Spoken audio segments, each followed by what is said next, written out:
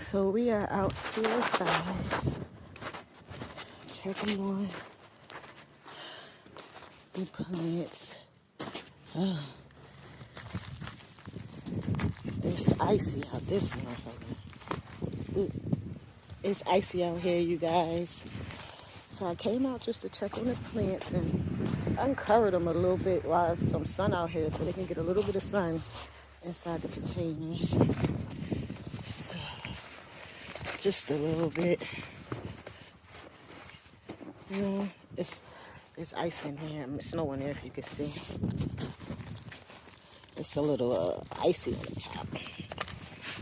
So I'm just going to dig around a little bit so some type of sun can get inside the containers.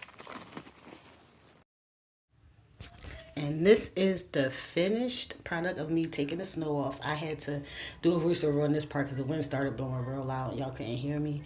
But yeah, all of the cups are showing. They have ice inside of them too. Well, snow inside of them too. But so far, so good, you guys. I can't wait till they start sprouting and you actually start seeing some action. Well, here we are.